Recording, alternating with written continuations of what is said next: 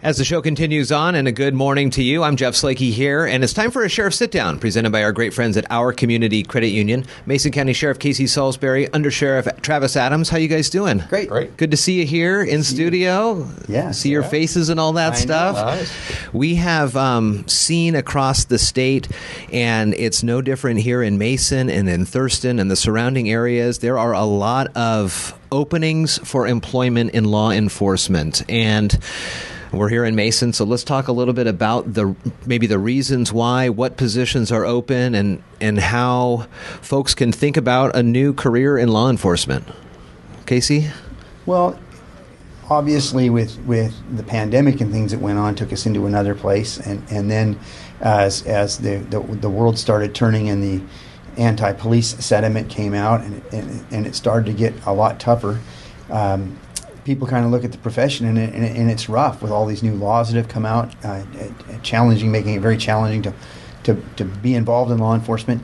People have started to leave. And the other big part of it, quite honestly, is pay, and that's with a lot of jobs.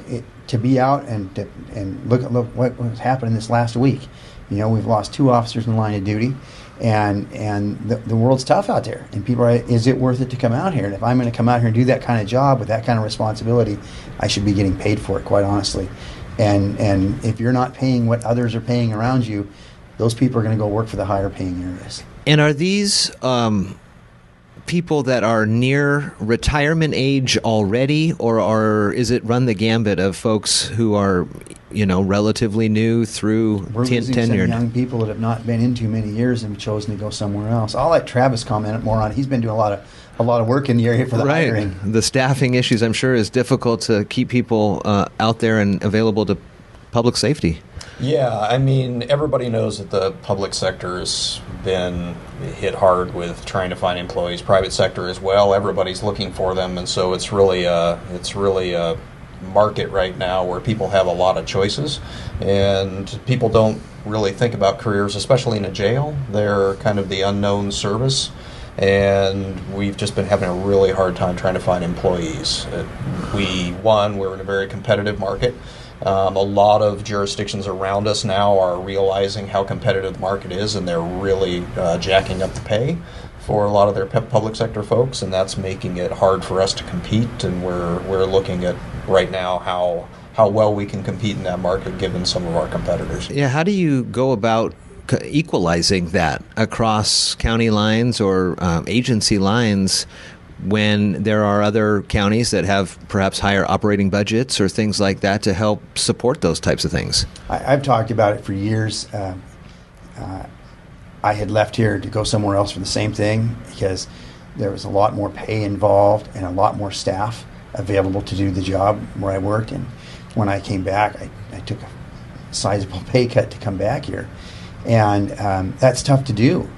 And I've talked about it for years that you're going to have to prioritize what you're going to do in government, what's important to you. If you want to have law enforcement, you're going to have to pay for it. The bottom line is, if it's other areas that you have to cut, then you're going to have to cut there. But when it's as competitive as it is right now, and there's agencies offering between $25,000 and $50,000 bonuses, signing bonuses, to come to work, and they're offering larger salaries to keep their staff there.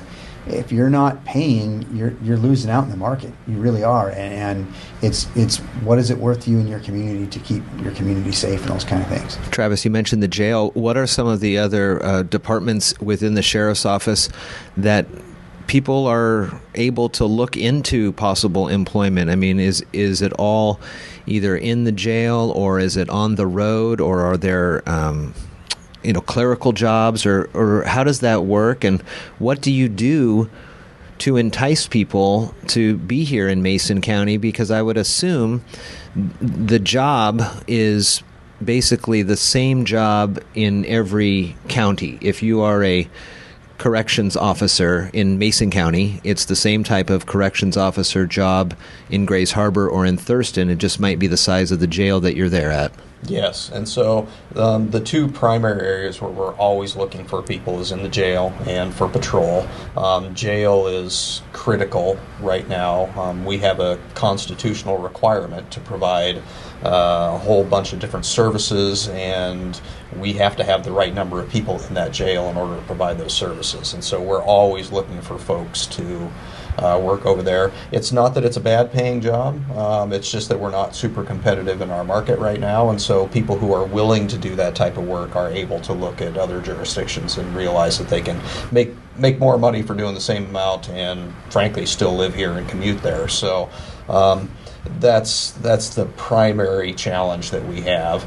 On the patrol side, that's the visible side of the sheriff's office. Everybody sees the officers out there, and we always have a steady stream of applicants, but not the high volume that it requires in order to find really qualified candidates. But we do have we've had an open records position for a couple of years now that we do periodic testing for and trying to find people for, and we're going to have an upcoming CSO position that we're going to be advertising specifically for the North Precinct up in Belfair coming up. And that's the whole other aspect of this, is that Mason County is a large county, and to have most of the facilities here in Shelton, and we've talked about this as the Belfair offices have opened up over the last few years, but I mean that is it's a large county to have to cover and, protect. Yeah. Jeff, I want to mention something before we get too far to the other side, because I know people never want to hear about paying enough, but there's been some really positive things that have occurred here in this office in the last number of years that we've brought in. And I want to compliment in the last few years especially. We worked really hard this last couple of years to go to like body cameras. We need to be offering the things that other agencies have too. When I came here, our cars were atrocious. We now have cars. Our people drive good, solid police cars now that we weren't driving back in the day. We went to these body cameras. The commissioners have been very, very gracious to move forward in that high liability area, but really needed to move forward in, and they worked with us on that. Our staffing was really, really down in 2007, 2008, and we were cutting people because of the recession. We've recovered some of those, and so we've changed our shift schedules. We've done a lot of really neat things. We've got a newer building than we were in before. Then we put in the North Precinct. There's a lot of really positive things. Our equipment is much better than it used to be, but you've got to. It's kind of like a treadmill. You just don't buy one new car and call it good. The car wears out. You got to stay moving all the time and stay competitive in that market. But there's a lot of wonderful things that have happened here. The other thing that I find kind of interesting about being here now, where we are finding people, is there's a lot of people that don't want to work in King County, quite honestly. Mm-hmm. And just at the last breakfast that you were at, look at the number of retired King County deputies and officers that are fleeing King County, selling their homes and getting out because they don't like what's going on up there. There are a lot of people moving here because we do have a nice environment here. We don't have a horrible commute to drive from here to Tacoma or Seattle. So there's a lot of really good aspects of being here. For me, it's a few minutes for me to get home. I don't drive through a whole bunch of traffic. I get home and I'm there. So there's a lot of tremendous benefits too. It's just staying relatively competitive in that market. So it's worth it to be here rather than having to drive somewhere else. And I personally, I want nothing to do with, especially driving north in the Nisqually River Bridge on I-5. I mean, it's horrible over there now. I used to work over there. I just can't believe the traffic. I don't want to drive through that. So we have some really wonderful things here. Our housing prices are still much better here than they are in other places, even though they're expensive. There's some really great quality here, aspects here, but I just think that we need to watch ourselves in the market and stay competitive.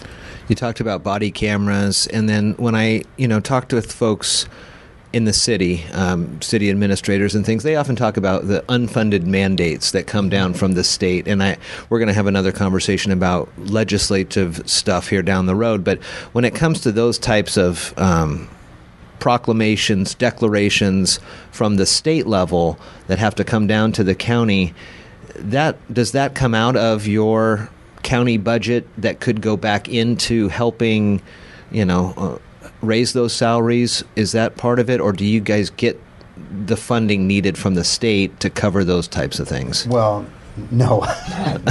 No, we certainly don't get the funding needed from the state. And I would say that we don't get as many unfunded liabilities as as a requirement of the laws that are passed or statutes, but we do have a lot of best practices that we need to meet in order to minimize liability to the county. So a lot of the things that we do have to do with liability mitigation. So body cameras is a good example. It provides an accounting of what's going on at the scene. Less lethal, such as tasers, that's another thing that minimizes liability to the county, because any lawsuit for not having the proper tools that are industry best standards will result in you having major lawsuits and liabilities to the county. So those kind of things. As recently as yesterday, we did a briefing with the county Board of County Commissioners to get a new 40 millimeter less lethal tools for our patrol and our SWAT team, which is another de-escalation tool, so that we don't have to resort to lethal force. So a lot of the mandates come down really to do with liability issues more than necessarily statutory. One of the things that we've talked about too over the years is the quality of candidates and the quality of the deputies that are going into the training, and how they come out of Mason County and they're tops of the class and things like that. But then, as they're walking down graduation, instead of getting their diploma, they're getting a business card from another county. Now, do you guys you send the person to the academy in the hopes that they'll remain and retain in Mason County? But that's not the case sometimes. That's not the case sometimes. And I've told you in the past, and I'm always so proud of this, even this last week, we were in Seattle for the graduation of one of our corrections officers. And I'm always so proud of the fact that the number of our people that finish in the top 3 or number 1 up there is absolutely amazing, the quality of people that we get here. And I was, it's just like 2 years ago, I was up there and we had a number of people go through, and I had a person from a large agency turn around and hand me 3 business cards for the 3 people that were up there and say, we're offering this much more. I'd like to talk to them about that. I mean, that kind of just, that ties your hands in so many different ways. It does, but the fact of the matter is if you're not going to remain competitive, you're not going to keep those people. Some people are going to stay here because their families are here and you've grown up here and things like Travis and I grew up here. I like living here, and I really don't have a desire to, like I said, to live in the larger cities. But the opportunity, it happened for me when I worked here.